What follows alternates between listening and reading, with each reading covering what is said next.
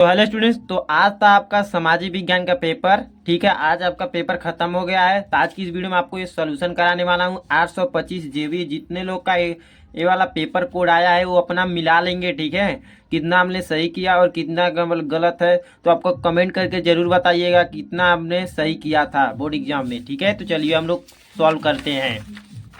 तो देखो दोस्तों, हमारा ये है फ्रांस की क्रांति कब हुई थी। तो फ्रांस की क्रांति 1789 में हुई थी। ठीक है, मैं आपको सही सही जो है बताते चलता हूँ, टिक करते चलता हूँ। ठीक है, तो ये आनंद मठ उपन्यास के लेखक कौन थे। आनंद मठ उपन्यास के लेखक ये हमारे बंकिम चंद्र चटर्जी।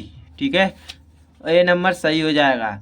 तो विश्व व्यापार संगठन WTO की स्थापना किस वर्ष की गई। तो किस वर्ष की गई थी। तो डी नंबर 1995 में की गई थी। तो ज्योतिबा फूले ने कौन सी पुस्तक लिखी। तो कौन सी पुस्तक लिखी थी, 4 नंबर है। तो ये हमारी गुलामगिरी। ठीक है, तो सत्ता के क्षैतिज वितरण से क्या तात्पर्य है। तो कार्यपालिका व्यवस्थापिका तथा न्यायपालिका के बीच सत्ता का बंटवारा। हमारा कितना नंबर सही हो जाएगा, 5 का सी सही हो जाएगा। अगर आप सारे टिक किए तो आपका सही है। ठीक है, अगर जितना बताता हूँ अगर उतना पे आपके टिक किए तो सही है आपका क्वेश्चन सारे। अगला हमारा प्रश्न क्या है देखते हैं। तो देखो, निम्नलिखित में से कौन सा संघीय राज्य नहीं है। तो हमारा जम्मू कश्मीर संघीय राज्य नहीं है। धर्मनिरपेक्ष राज्य में मतलब धर्म का कोई स्थान नहीं होता। एक राष्ट्र एक धर्म में विश्वास किया जाता है। केवल बहुसंख्यक वर्ग के धर्म को मान्यता मिलती है। सभी धर्मों को समान समझा जाता है। तो इस पे आपको कौन सा टिक किया होगा, 7 का आपने डी टिक किया है तो सही है। सभी धर्मों को समान माना जाता है, समान समझा जाता है। देखिए 8 नंबर प्रश्न, राजनीतिक दलों के सामने कौन सी चुनौतियां हैं। तो कौन सी चुनौतियां हैं 8 नंबर के प्रश्न। तो हमारा डी नंबर सही हो जाएगा, इनमें से सभी हैं। ठीक है, ये हो गया हमारा 8 प्रश्न। 9 प्रश्न क्या बोला, देखो निम्न में से कौन सा लोकतंत्र का अवगुण है। तो अवगुण है तो हमारा 9 है ना। हाँ, तो 9 का डी हो जाएगा, इनमें से सभी ये भी हो जाएगा। भाई ये टिक किए तो सही है। संविधान के अनुसार भारत की राजभाषा क्या है। तो आपको हिंदी है पता होगा। ठीक है, कौन सा उद्घोष चूना पत्थर को कच्चे माल के रूप में प्रयुक्त करता है। तो सीमेंट ही ना होगा। तो देखो 11 नंबर प्रश्न था हमारा। अब 12 नंबर प्रश्न क्या हुआ है, देखो भारत में आर्थिक उदारीकरण की शुरुआत कब हुई। तो कब हुई थी हमारा, ये 1991 में। ठीक है, हमारे 12 प्रश्न हो गया। अपना कमेंट कर दिएगा जरूर से आपने कितना सही किया है।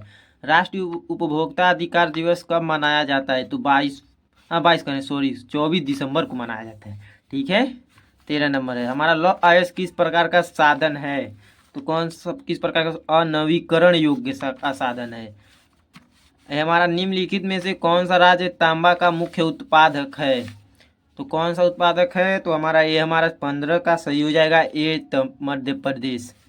ठीक है, निम्नलिखित में से कौन सा व्यक्ति अर्थव्यवस्था के प्राथमिक क्षेत्र से संबंधित है। तो हमारा मछुआरा, 16 नंबर सही हो जाएगा। ठीक है, 16 का ए सही हो जाएगा। ठीक है, तो ये हो गया 17 नंबर पर। सूचना का अधिकार नियम कब लागू किया गया। तो 2005 में लागू किया गया था। तो निम्नलिखित में से किस राज्य में बांधवगढ़ राष्ट्रीय उद्यान अवस्थित है। ठीक है, तो किस राज्य में स्थित है। तो हमारा ए हो जाएगा, मध्य प्रदेश में। ये हमारा 17 भी है, 18 भी है और 19 भी है। कपास की खेती के लिए निम्नलिखित में से कौन सी मिट्टी उपयुक्त है। तो कौन सी मिट्टी उपयुक्त है, ए नंबर है। तो हमारा इसका भी 15 है ना, 19 नंबर का सी हो जाएगा, काली मिट्टी है। ठीक है, तो हम बात आते हैं निम्नलिखित में 20 नंबर पर। निम्नलिखित में से किस वर्ष बांग्लादेश ग्रामीण बैंक की शुरुआत हुई। इसको आप कमेंट कर कर बताओ आपने इस पर कितना कौन सा ऑप्शन टिक किए हो। ठीक है, कमेंट करके बताओ। अगर नहीं पता है तो आप एक बार बस कमेंट में बता दीजिएगा कि भैया हमको 20 नंबर का आंसर बता दो, बस इतना कर दो, बता दूंगा। ठीक है, अगर नहीं पता, अगर पता है तो आप कमेंट करो, देखें कितना हमने अच्छा पेपर किया है।